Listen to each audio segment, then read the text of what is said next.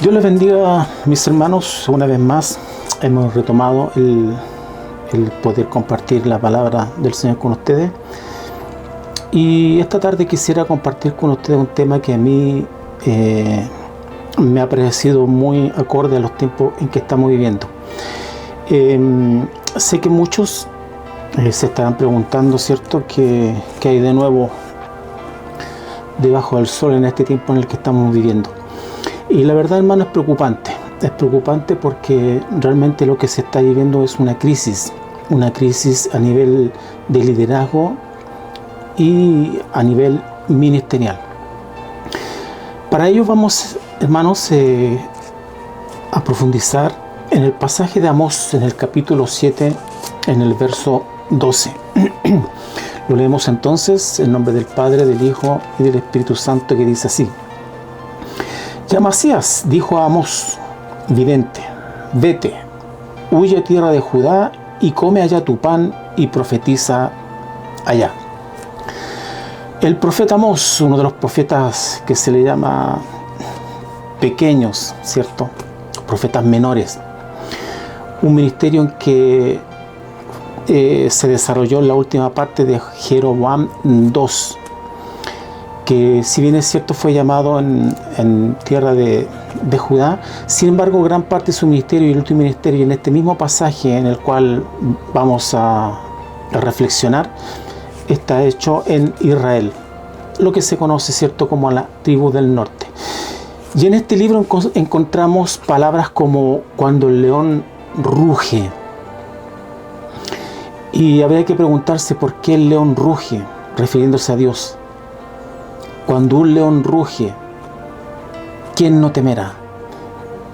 El pueblo de Israel ya estaba en total decadencia. Su santuario principal estaba en Betel. Sin embargo, aunque tenían una vida de alto nivel social, con un buen pasar, sin embargo, estaba totalmente en una época decadente moralmente, y Dios levantó a este hombre para ir a enfrentar a este rey, a este pueblo y sobre todo, hermanos, al sacerdocio.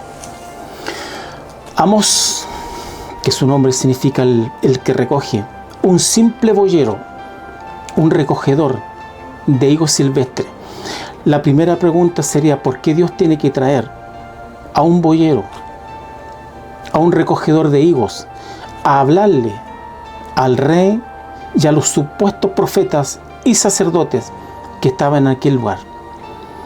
Cabe recordar de que se supone de que son los sacerdotes, los profetas, los que tienen que hablar de parte de Dios, los que tienen que hablar la palabra, los que tienen que impartir justicia, pero fallaron. Sacerdotes ciegos, mudos y sordos. En este pasaje podemos ver de que Amasías sale al encuentro de Amós. Verso 10. Entonces el sacerdote Amasías de Betel envió a decir a Jeroboam, rey de Israel: Amós se ha levantado contra ti en medio de la casa de Israel. La tierra no puede sufrir sus palabras. ¿Sabe usted que la palabra del Señor, la verdadera, la genuina, ya no es sufrida, ya no es soportada en las mismas iglesias? Usted puede conversar con hermanos amigos, donde a usted, si se le ocurre hablar algo en contra o ventila un pecado del liderazgo, inmediatamente lo pueden hasta expulsar de la iglesia. Cuando Dios levanta a un hombre y lo lleva a enfrentarse, siempre, hermanos, habrá oposición. Siempre cuando el hombre va a hablar de parte de Dios, siempre habrá oposición. Amós lo sufrió en carne propia. En el verso que hemos leído dice que Amasías le salió al encuentro. Amós fue probado en este pasaje de tres formas. La primera, se tergiversó su mensaje. Verso 11, porque así ha dicho Amós: Jeroboam morirá a espada, e Israel será llevado de su tierra en cautiverio. Este profeta, este sacerdote Amasías, acusó a Amós, a Jeroboam. ¿De qué lo acusó? De conspiración. Es decir, se sospechaba de su lealtad. La táctica, una de las tácticas, y la primera táctica que usan para un hombre que Dios usa, es desacreditarlo.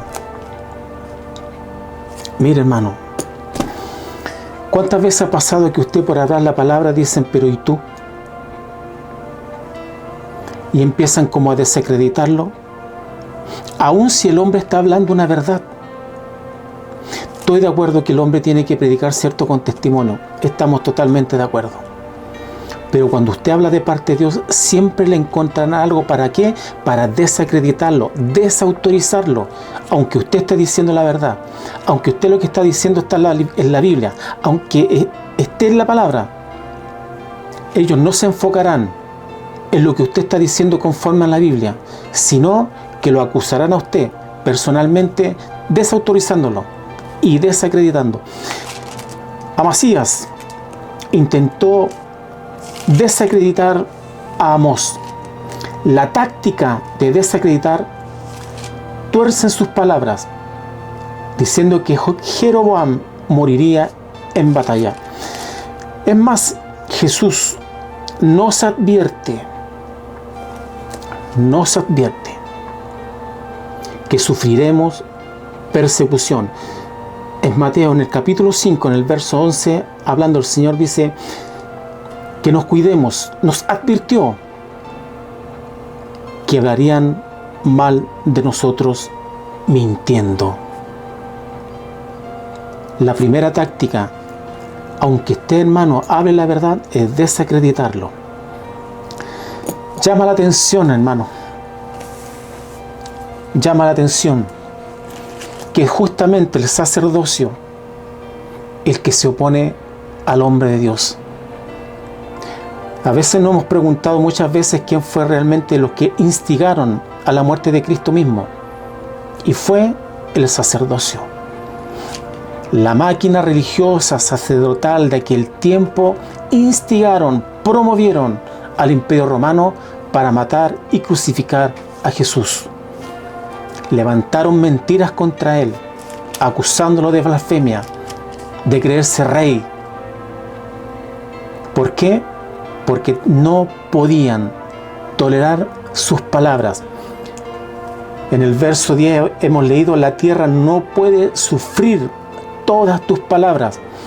Los hombres, hermanos, que hablan de parte de Dios, sufrirán consecuencias. Una, te desacreditarán. Número 2, la tentación. Verso 12, y Amasías dijo a Amós, vidente: vete, huye a tu tierra, a tierra de Judá, y come allí tu pan, y profetiza allá. Lo que estaba haciendo Amasías, desacreditándolo, era que Amós estaba haciendo eso por interés, por dinero. Y otra vez vuelvo y repito, los encargados de impartir la justicia, de hablar la palabra, de respetarla, de atesorarla, de enseñarla, era de los sacerdotes y los profetas, pero ellos callaron.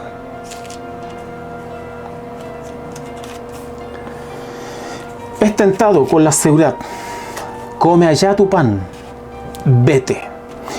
Y es la verdad. Los hombres de Dios molestan. Los que son de Dios, los que hablan de parte de Dios. Como tercera oposición o prueba, tiene la confrontación de su autoridad. Verso 13. Y no profeticéis más en Betel, porque es santuario del rey y capital del reino. Entonces respondió Amós y le dijo a Amasías: no soy profeta, ni soy hijo de profeta, sino que soy boyero y recojo higo silvestre. Y Jehová me tomó detrás del ganado y me dijo: ve y profetiza a mi pueblo Israel. ¿Se ha puesto a pensar en un detalle de lo cual estábamos hablando? Se supone que los sacerdotes y los profetas eran los encargados de ministrar la palabra. Sin embargo, Dios tuvo que tomar a un hombre, a un boyero, para que les fuera a hablar. Eso habla, si queremos hacer un símil con lo que acontece hoy en día, es lo que está pasando. Los sacerdotes, los profetas, los predicadores, los ministros están ciegos, sordos y mudos ante el pecado que reina en muchas iglesias.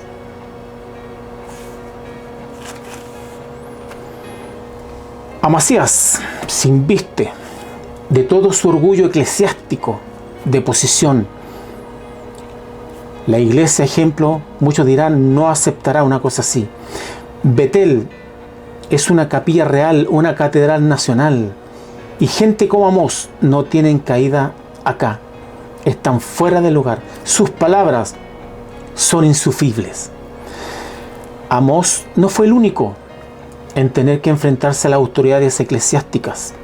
Si nos vamos a Hechos, en el capítulo 5, verso 28, la máquina religiosa de aquel tiempo le dijeron a los apóstoles: ¿no os mandamos estrictamente que no enseñaseis en este nombre? Y qué espléndida es la respuesta. Los apóstoles contestaron: es necesario obedecer a Dios antes que los hombres. Una gran verdad. Amós, llamado a ser un profeta, el profeta que no le temió a hombre alguno. Amasías intenta imponer su rango, pero Amós tenía un llamado de Dios. Amós sabía dónde estaba parado. Sin duda su pensamiento era: tengo una vocación de Dios que obedecer, una palabra de Dios que pronunciar, una obra de Dios que hacer. ¿Es tu vocación realmente vivir y respetar la palabra? En el verso 16, oye palabra de Jehová. Tú dices: no profetices contra Israel, ni hables contra la casa de Isaac. Tú dices que no profetice. ¿Cuánto Amasías hay hoy que le dicen: no hables? ¿Cuánto Amasías sabrán que dirán: no te metas en eso, no prediques eso, no hables de ese asunto, quédate callado, calla, guarde silencio, espera en Dios? Sin embargo, Dios nos dejó una palabra, y esta palabra es luz, y la que tenemos que anunciar.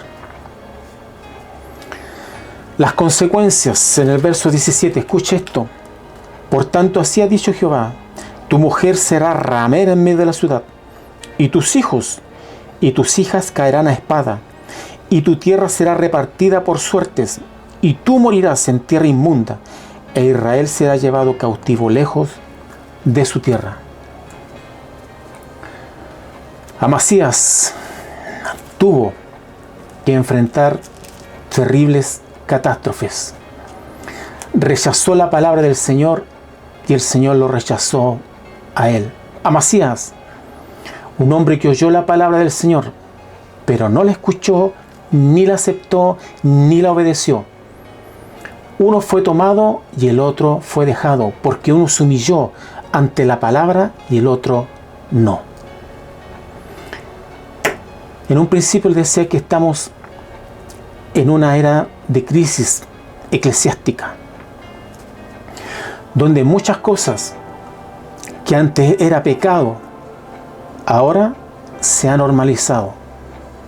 Hemos bajado la vara, los hombres, no Dios. Y hoy encontramos en muchos lugares, no quiero generalizar porque sé que hay hombres de Dios y que se guardan y que procuran presentarse aprobados delante de Dios. Pero hay iglesias que han sido hallados faltos.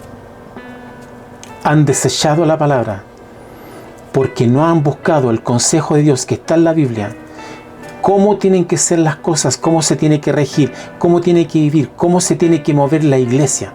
Yo muchas veces he dicho esto: ¿cuál es la verdadera iglesia del Señor? No es un título. Es aquel que se ciñe y anda conforme a la palabra. Si queremos hacer un símil al día de hoy, podemos encontrar que también hay sacerdocios corruptos. Hemos perdido la capacidad de asombro, se ha normalizado.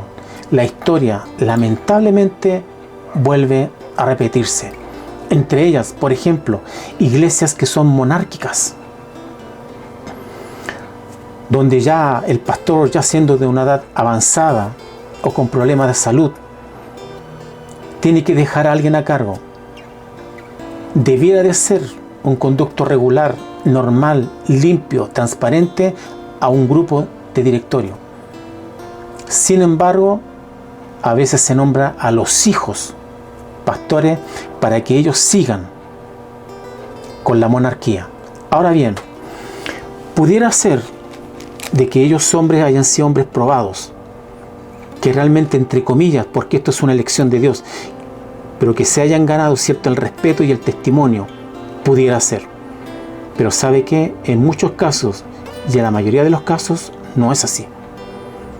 Las iglesias se vuelven monárquicas, es decir, como una línea real, siendo que muchos hijos de pastores no tienen la estatura, el porte, el testimonio para hacerlo. Pero como es mi hijo, entonces lo hago. Habiendo hombres con mucho más preparación, sin embargo se sigue una línea monárquica. Varios se han puesto de pastores por un fin económico.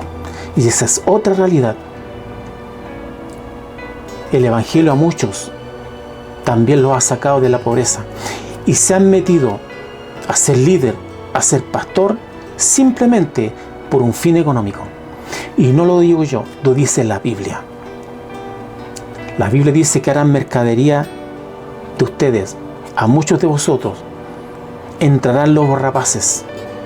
Entrará gente a la iglesia que no ha sido llamada por Dios, no tienen el testimonio, la altura para ser líderes, para ser pastores. Pero muchos de ellos se autoproclaman pastores y solamente los mueve un fin económico. ¿Y qué sucede con eso? Que son hombres que no están preparados para enseñarle a una grey y lo único que les interesa son buenos dividendos económicos. ¿Qué tal si hablamos de pastores que están en adulterio y aún así siguen pastoreando? Pastores que han sido acusados con problemas en la justicia por abuso sexual y siguen pastoreando. ¿Qué tal si se nombra ahora pastores divorciados? ¿Dónde está en la Biblia? Nos encontramos hoy en día no solamente con pastores divorciados, pastores que han estado presos por abuso, con escándalos sexuales, que han tapado sus adulterios, que están en adulterio. Hace poco, amados, hablaba con una hermana y una hermana hacía la siguiente consulta: ¿puedo diezmarle a un pastor que está en adulterio? A la cual le respondí: hermana, usted tiene que salirse de ahí. Ni siquiera piense en ese tema del diezmo. Usted debe salir de ahí. Pero ¿sabe qué? Las iglesias están completas. Vuelvo y repito, la iglesia ha perdido la capacidad de asombro.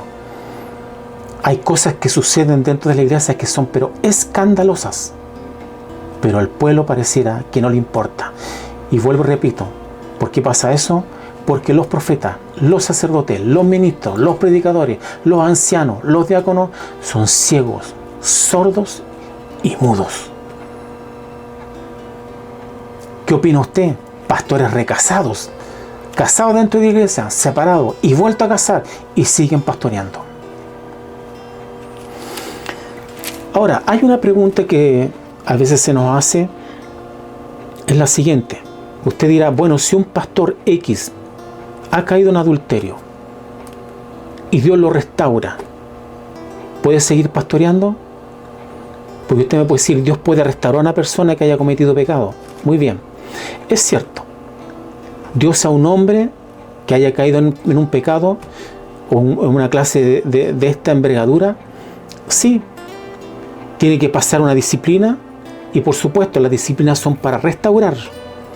¿El hombre puede ser restaurado? Sí, puede ser restaurado. Pero escuche esto, por favor.